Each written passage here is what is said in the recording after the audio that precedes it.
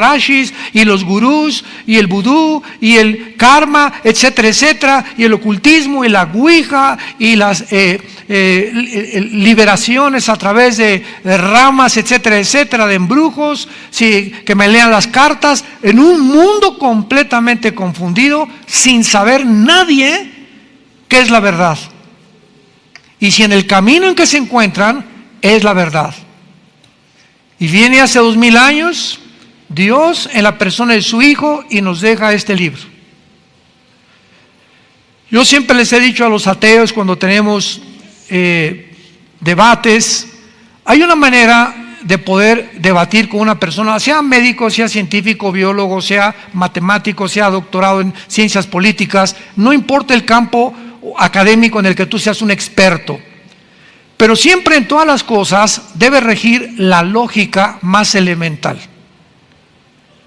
Si hay un Dios, sí, condicional. Si hay un Dios, entonces ese Dios que existe es lógico que si nos ha creado a su imagen y semejanza, tenga interés en que nosotros descubramos que Él existe. De otra manera seríamos animales. ¿Quiénes son los animales a diferencia del ser humano? ¿Verdad? Criaturas en el mar, en los aires, las aves, en la tierra, los mamíferos, etcétera, etcétera, que no tienen conciencia de Dios. Nunca verás un grupo de conejos, alabaré, alabaré. Nunca verás un conjunto de perros ni de caballos, ¿verdad? Tienen conciencia, tienen sentimientos, sufren, son fieles, tienen características preciosas. El perro es de los mejores animales que el hombre pueda tener como su amigo, más que tu compadre. Pero ninguna de estas criaturas está consciente ni de que va a morir, ni tampoco está consciente de que hay algo fuera de ellos, fuera de su mundo, fuera de su dimensión, a quien podemos adorar y a quien podemos realmente atribuir nuestra existencia. Y el ser humano es completamente diferente. No hay una tribu, no hay una sola civilización. Llámense desde el código Hammurabi, de los sumerios, egipcios, babilonios, persas, etcétera, etcétera. No ha existido jamás en la historia nadie, tribus, civilizaciones que no hayan adorado a algo o a alguien. Y cuando nacemos, ¿verdad?, en este mundo y somos pues apaches o de los Sioux o de los Aucas del Ecuador, mazatlecas o chichimecas o aztecas, etcétera, etcétera, de alguna manera todos estos indígenas y todos estos seres humanos tienen la necesidad intrínseca o de matar a un hombre como los aztecas, sacarles el corazón y ofrecérselos ¿a quién? A los dioses. Todas las tribus en Norteamérica, los verdaderos norteamericanos son los Sioux, los apaches, los cherokees, los indígenas que poblaron los Estados Unidos, que ahorita ya es una nación cosmopolita, ¿verdad? Pero todos ellos creían en los espíritus, enterraban, quemaban a sus muertos porque sabían que los espíritus se los iban a llevar. Todos tenemos conciencia del más allá. ¿Quiénes son los brujos? ¿Quiénes son los espiritistas? Se juntan de las manos en las casas, vamos a invocar al espíritu de Cuauhtémoc. ¿Cómo saben que hay algo que trasciende nuestra naturaleza y que podemos tener comunicación a través de la ouija, a través de la lectura de las cartas tarot, a través del café, de la bola de cristal, o comunicándonos con algún espíritu de mi abuelita o de Cuauhtémoc, y vamos a juntarnos a invocarlo para que nos pueda contestar ciertas preguntas que tenemos con el más allá? ¿Quién puso ese más allá en el ser humano que no tienen los animales? Salomón escribió en el libro de Eclesiastés capítulo 3 versículo 11, Dios puso la eternidad en el corazón humano. Y esta eternidad que todos tenemos dentro de nosotros, cuando vino Jesucristo hace 2000 años, esta eternidad, este deseo de tener contacto con alguien o con algo, y si no sé quién es Dios, pues los seres humanos van a la selva, a un campo, agarran el tronco de un árbol y lo cortan y de esa madera hacen una figura de un ser humano y ya después que la hicieron nos hincamos delante de lo que nosotros hemos creado. O con cemento, o con piedras levantamos un ídolo, Moloch, o Toreto, Semiramis o como se llame, y comenzamos a adorar la obra de nuestras manos por la ignorancia que tenemos del Dios único, vivo y verdadero, que sí existe y se ha revelado en las Sagradas Escrituras. Este libro es el primer libro en haber sido impreso en la imprenta de Gutenberg. El primer libro en haber sido impreso. El libro más leído, más vendido, todavía hasta el siglo XXI, de todos los volúmenes y de cualquier escritor que tú me puedas mencionar a través de la historia. No hay un libro más vendido y más leído que las Sagradas Escrituras.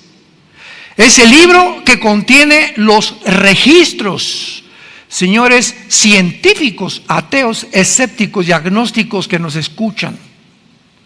Es el libro que contiene los registros más antiguos de la genética, biología, química, matemáticas, física, antropología, paleontología y cualquier otra rama académica, historia, geografía que me puedas mencionar.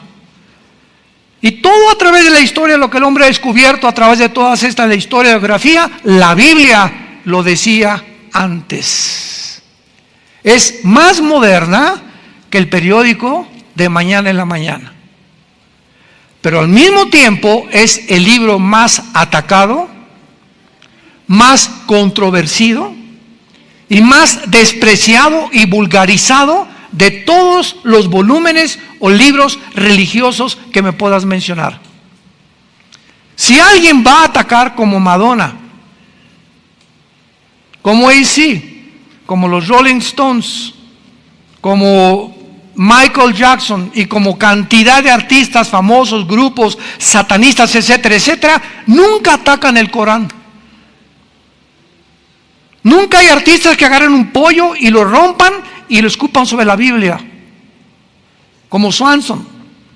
Nunca hay nadie que diga, pues esto y el otro. Siempre el ataque es, nunca verás que en el libro del Corán, o en el Tripitaka de Buda, o en los Vedas de los persas, o en cualquier otro libro sagrado, esté el 666. Pero el 666 aparece en todos los grupos satánicos. ¿Tú crees que es coincidencia? ¿Tú crees que es coincidencia que estas cosas que están en la Biblia, como la marca del anticristo, haya sido comenzada a ser puesta en práctica desde que comenzó la pandemia? Que ya no podías entrar a una tienda, no podías subirte a un avión, no podías comprar si no tenías ciertos requisitos médicos, que así le llamaron, y que de repente nos dimos cuenta que comenzamos a ser controlados por todos lados. ¿En qué mundo nos encontramos? Todo esto cobra realidad cuando venimos a las Sagradas Escrituras. Comenzaron también los grandes filósofos utópicos del siglo XXI. Ya el comunismo cayó en 1991 y ahora sí es una época, una nueva era le llamaron, de progreso. Tenemos la tecnología, estamos en el espacio, el internet, el iPhone, la cibernética. Ahora va a ser muy difícil que haya una guerra entre nación y nación, porque el ser humano ha llegado a una ecuanimidad y ha llegado a un criterio tan amplio que sería una locura que una persona le mandara una bomba nuclear a otra nación, sabiendo que la otra nación le puede contestar, y solamente dos locos podrían enfrentarse a una guerra nuclear porque ellos mismos se destruirían. No, el hombre no está tan loco como eso. Es imposible que lleguemos a esta posibilidad. Además, ahora que el comunismo desapareció, pues ahora va a haber más capitalismo, va a haber mercado libre, el mundo va a tener un auge económico y hemos llegado a una nueva era completamente diferente. Llegamos al siglo XXI, se levanta un hombre en Rusia llamado Vladimir Putin, comienza a invadir, Los musulmanes atacan las dos torres gemelas, 19 radicales musulmanes, produciendo el primer acto terrorista más grande después de la Segunda Guerra Mundial. Estados Unidos comienza a despertar, ahora sí, ¿verdad? Como decimos aquí en México, ajijolí, cuánto apache. Ahora sí que estamos rodeados, nunca nos dimos cuenta, pero estamos en el país más poderoso. Se metieron en aviones a Nueva York, a nuestro terreno, a donde estamos nosotros creyendo que somos los amos del mundo. Pues humillaron a los Estados Unidos, este grupo terrorista. Después viene Putin y se mete otra vez a otras áreas en Rusia. La OTAN comienza a expandirse hacia el nororiente de Europa.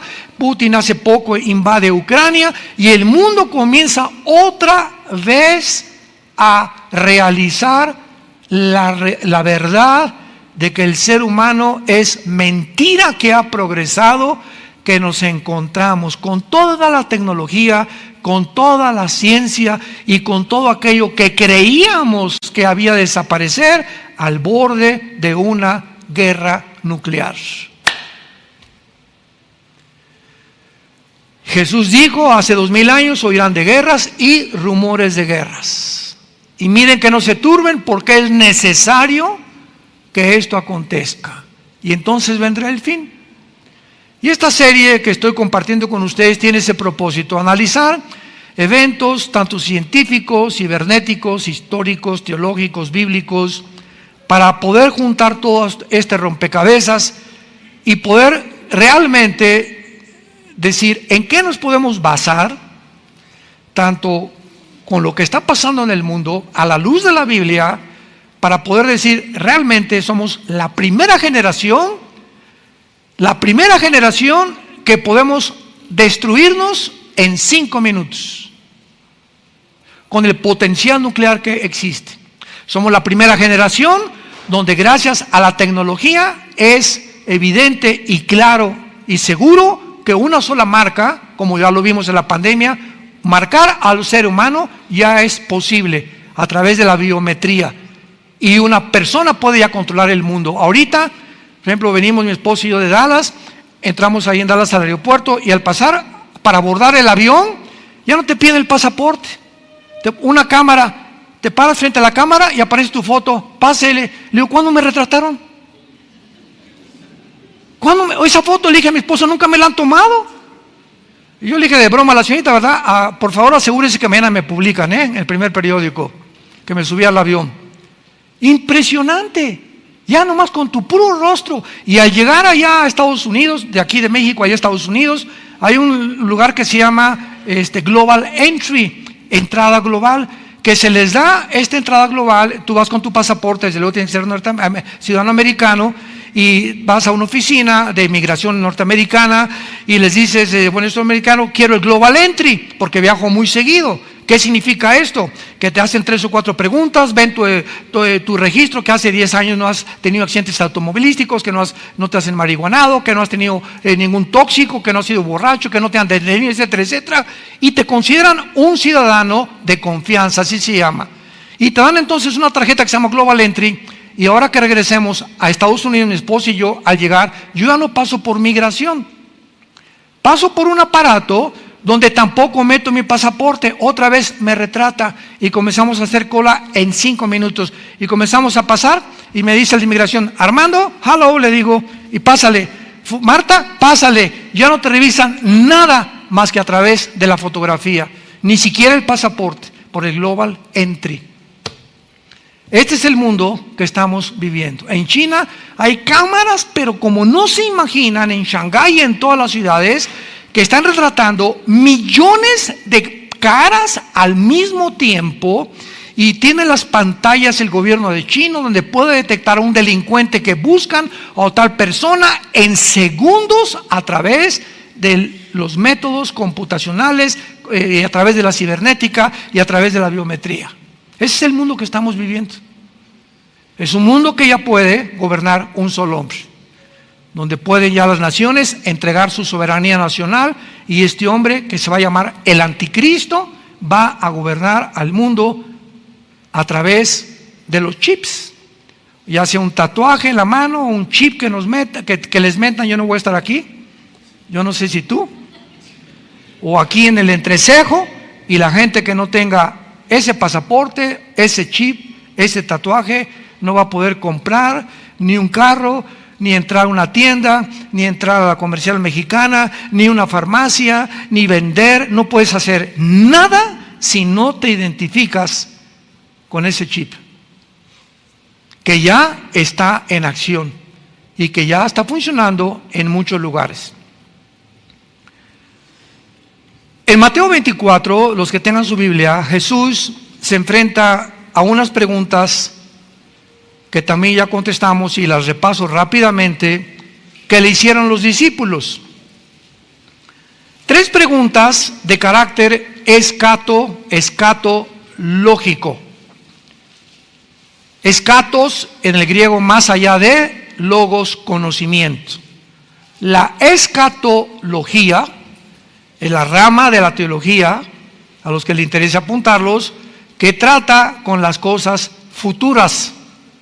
Un escatólogo es un estudiante de la Biblia que se dedica a escudriñar principalmente el área de las profecías bíblicas de los últimos tiempos.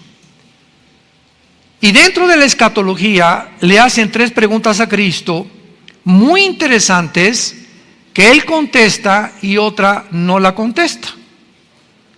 Y dice el versículo 3, estando sentado Él, o sea Jesús, en el monte de los olivos, los discípulos se le acercaron aparte diciendo, pongamos atención a estas 3 preguntas que le hicieron.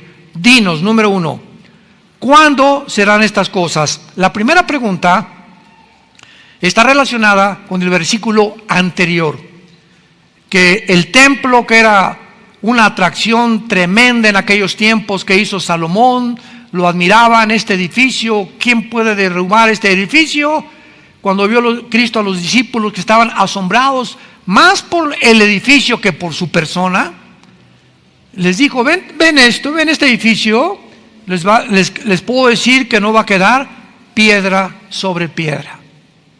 Esta primera pregunta que le hicieron a Cristo, ¿cuándo sucederán estas cosas?, está relacionada de cuándo pasará que el templo sea destruido. Esta sucedió 70 años después de Cristo, cuando el general Tito de Roma entra a Jerusalén y acaba con Jerusalén. Y no queda piedra sobre piedra. Se cumple al pie de la letra las palabras de Jesús. Pero quedan 2 preguntas más. La segunda pregunta es, ¿qué señal habrá de tu venida? O sea, podemos darnos cuenta cuando tú regreses de alguna manera, porque nos has dicho, te vas y vas a regresar. ¿Hay alguna señal para que cuando regreses sepamos nosotros que tú vas a regresar? Cristo le da esta respuesta en el versículo 29 y 30 del mismo capítulo 24 de Mateo. E inmediatamente después de la tribulación de aquellos días, el sol se oscurecerá. La luna no dará su resplandor y las estrellas caerán del cielo y las potencias de los cielos serán conmovidas. Entonces aparecerá la señal del Hijo del Hombre en el cielo. Y entonces lamentarán todas las tribus de la tierra y verán al Hijo del Hombre viniendo sobre las nubes del cielo con gran poder y gloria. Esta segunda pregunta, ¿cuándo será la señal?, se cumplirá al final de la tribulación. Pero antes hay otra pregunta que es la que nos atañe y la que hemos estado investigando y tratando de contestar. Y gracias a Dios que ya la podemos contestar, repito, por el análisis que podemos hacer de las señales, de la historia, de los eventos a nuestro alrededor y principalmente de las Sagradas Escrituras. Dice así la última pregunta, ¿y qué señal habrá del fin de la historia? Se puso en el griego siglo, el fin de la historia o el fin de la historia humana o el fin del siglo, como le querramos llamar. Cristo no contesta esto. ¿qué señal habrá del fin del siglo? O sea que ya la historia se terminará. Sin embargo, cuando leemos en el versículo 5 que Jesús comienza a decirles, solamente les voy a dar algunos datos importantes. Vendrán muchos en mi nombre diciendo yo soy el Cristo, y a muchos se engañarán. Dice Cristo, una de las señales, una de las muchas que les voy a dar, que pueden ustedes ubicarse y darse cuenta que realmente ya nos acercamos al final de la historia, se van a levantar cantidad de hombres diciendo que son el Mesías. La palabra Cristo, Yeshua en el hebreo es el Mesías. Vendrán muchos diciendo yo soy el Mesías, o sea, el ungido de Dios, el Salvador del mundo. Y este mensaje lo traen la mayoría de los gobernantes en el mundo actualmente. Muchos gobernantes surgen inmediatamente y todos hacen, sabemos, promesas que ninguno cumple. Pero todos nos prometen qué cosa, que nos van a salvar. Que la economía va a mejorar, que va a mejorar tu nivel de vida, bla, bla, bla, bla. Y la gente, ¿verdad?, engañada por la política, votamos por estos gobernantes que en el mundo entero, a través de toda la historia, conquistadores, dictadores, etcétera, etcétera, han engañado a la humanidad. Pero Cristo no se refiere políticamente, se refiere espiritualmente. ¿No han visto ustedes en las redes sociales, hace de 6 meses para acá, ya no vamos tan lejos, cuántos mesías Israel está diciendo que ya llegaron? Métanse, los mesías de Israel en Google, lo puedes encontrar. Todavía hace 2-3 semanas ves un hombre con un sombrero, con una barba. Se juntaron miles de rabinos en Israel alrededor de él y cantaban y bailaban, y aquí está con un sombrero negro, y le besaban la mano los judíos, cosa que tienen prohibidísimo, y lo tocaban la ropa, y el Mesías, etcétera, etcétera.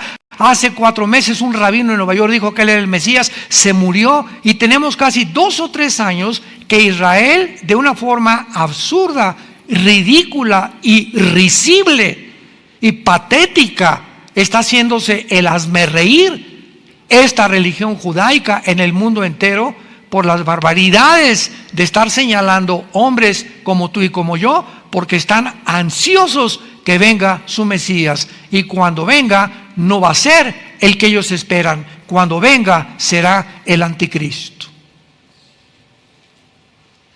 que vendrá como un ángel de luz, dice la Biblia, se presentará con tratados de paz en el mundo, resolverá problemas en el mundo, tal vez del gas, del dinero, del euro, del dólar, de los yuanes, el problema de China, etcétera, etcétera. Y el mundo se maravillará ante este hombre, y este hombre hará un pacto con los judíos de paz, prometiéndoles. Eso se encuentra en Daniel 9, 23 al 27, versículo 27 especialmente, prometiéndoles a los judíos que nadie se va a meter con ellos durante 7 años.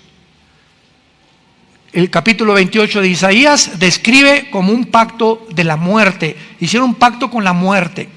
Todos los judíos engañados, porque rechazaron al verdadero Mesías hace 2000 años, a Jesucristo, van a ser ahora engañados. Jesucristo dijo, cuando venga un falso Mesías, a él van a recibir. Ahí me rechazaron, pero cuando venga alguien en su nombre, yo no vengo en mi nombre, dijo Jesús, vengo en el nombre de mi Padre, y no me reciben. Pero si alguien viene en su nombre, a ese van a recibir. Qué patético. Y el anticristo sabemos, ¿verdad?, para no extendernos, que firmará este tratado de paz.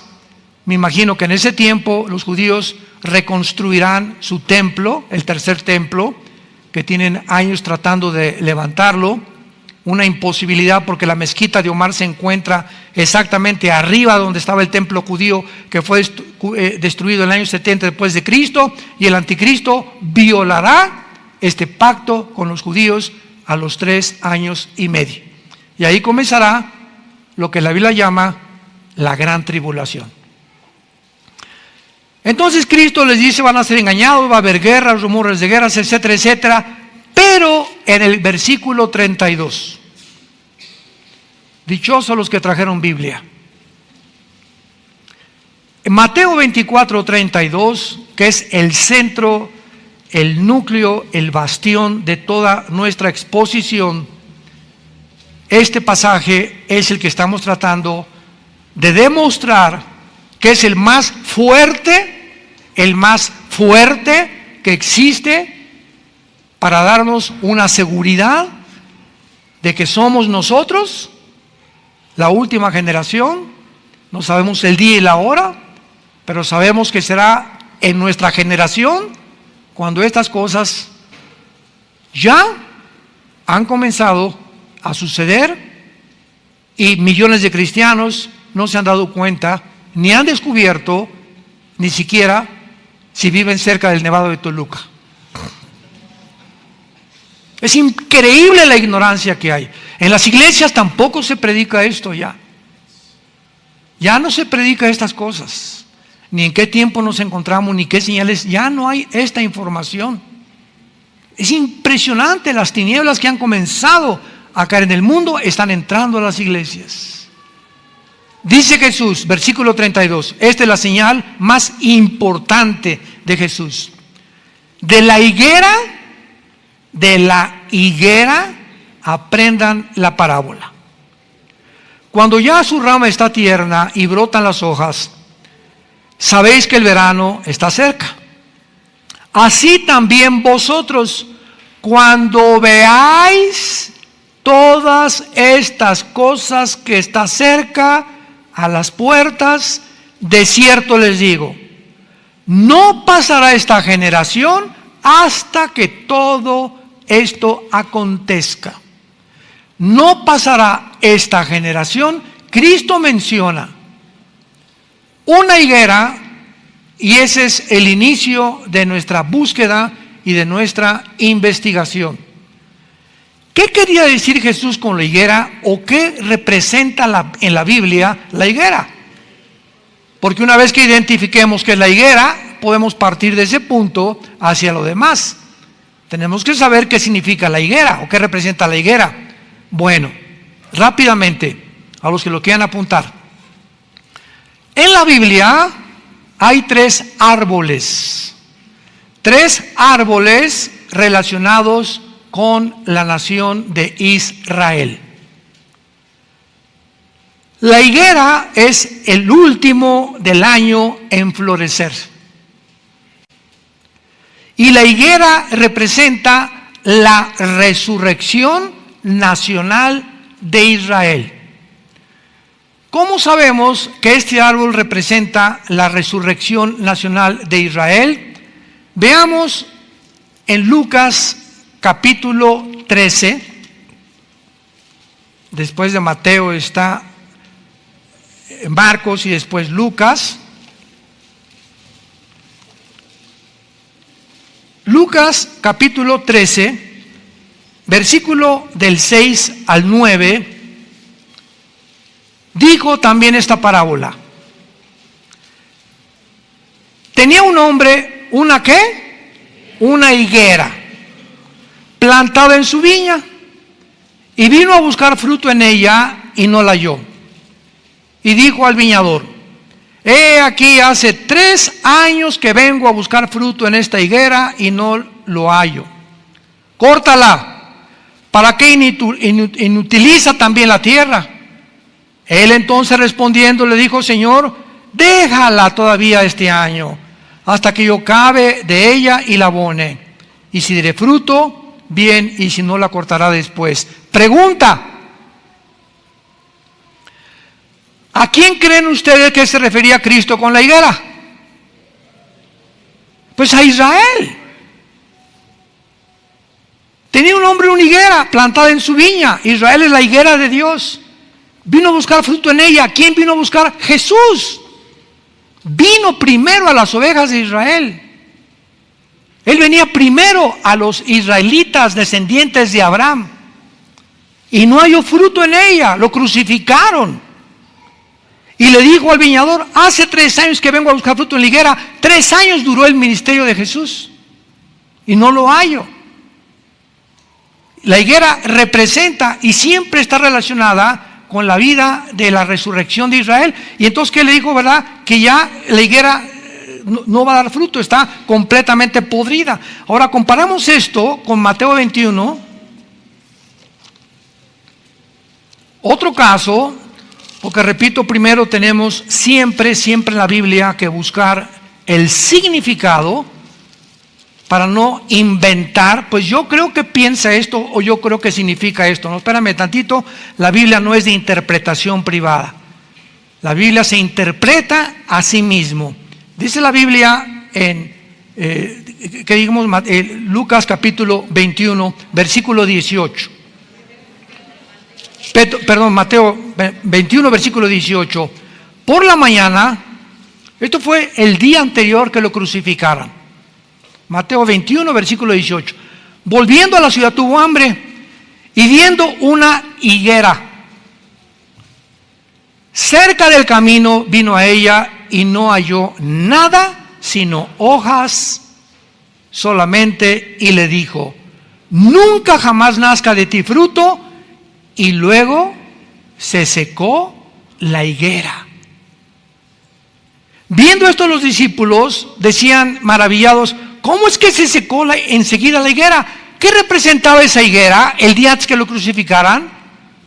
¿A quién fue a quien maldijo Jesucristo? A Israel.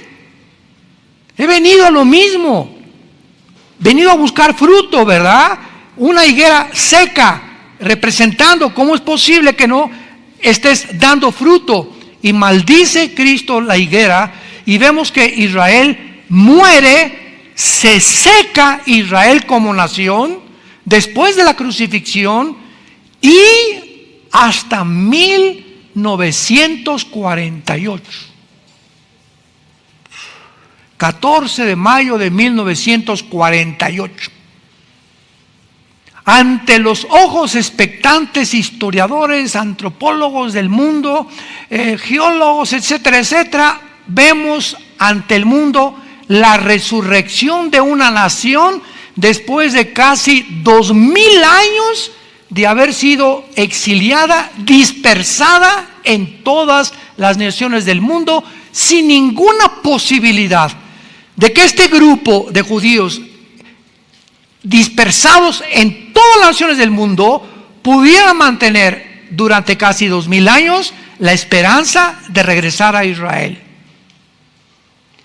Y gracias al genocidio de Adolfo Hitler y de los nazis, que la Liga de las Naciones, en aquel tiempo no era la ONU, era la Liga de las Naciones, al ver que 6 millones de judíos habían sido masacrados, que habían sido masacrados imbéciles, idiotas, tarados, retrasados mentales, gente incapacitada, porque los nazis odiaban a una persona con defectos físicos.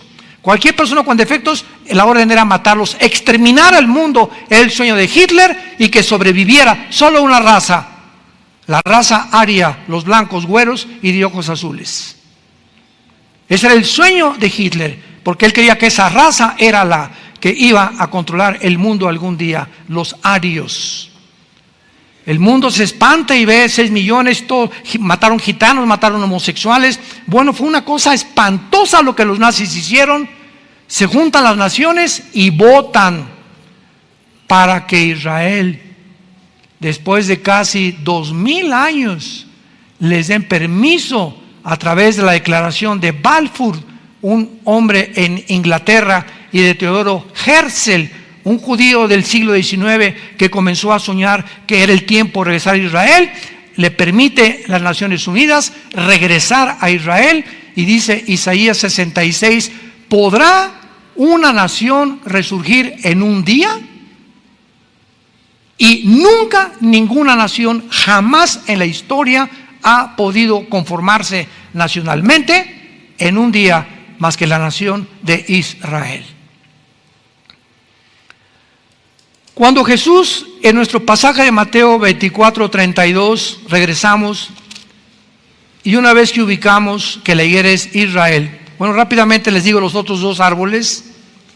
El otro árbol en la Biblia es el olivo. El olivo representa las bendiciones de Israel desde los patriarcas, que los encontramos en Romanos capítulo 11. Se describe a Israel como el olivo natural, ¿se acuerdan? Y a nosotros, la iglesia, como el olivo silvestre, que fuimos injertados, y las bendiciones de Abraham que recibía Israel al rechazar a Cristo, ahora nos pertenecen. Somos beneficiarios por tener a Cristo, la semilla prometida a la mujer, de las bendiciones de Abraham. No somos Israel, porque Israel es el olivo natural y nosotros el olivo silvestre. Pero el olivo representa, repito, las bendiciones espirituales a Israel. Y el tercer libro de la Biblia es la vid. La vid, las uvas, de ahí sacan el vino, y representa la vida religiosa de Israel. Juan capítulo 15, Jesús dijo: yo soy la vid. No dijo: yo soy la higuera. Tampoco dijo, ¿verdad?, yo soy el olivo. Yo soy la vid verdadera. O sea, yo soy realmente el objeto de la religión robotizada de fariseos que ustedes han hecho de mi Padre, sin tomar en cuenta que yo soy el representante del Cordero de Dios, de los sacrificios, de las ofrendas, del tabernáculo, de todo lo que mi Padre les dio simbólicamente en el Antiguo Testamento. Yo soy el Cordero de Dios que dijo Juan el Bautista, que quita el pecado del mundo. Yo soy la vid verdadera, el que realmente les va a dar vida a ustedes, no una religión. La religión no te puede dar vida. Yo vengo a darles vida. Tú puedes ser católico, puedes ser protestante, puedes ser bautista, puedes ser pentecostal, puedes ser mormón e irte al infierno. No es tu religión la que salva, es la persona de Jesús que entra a tu vida para producir como una semilla, un árbol que comienza a crecer dentro de ti sin que te des cuenta, hasta que comienzas a dar fruto. Gálatas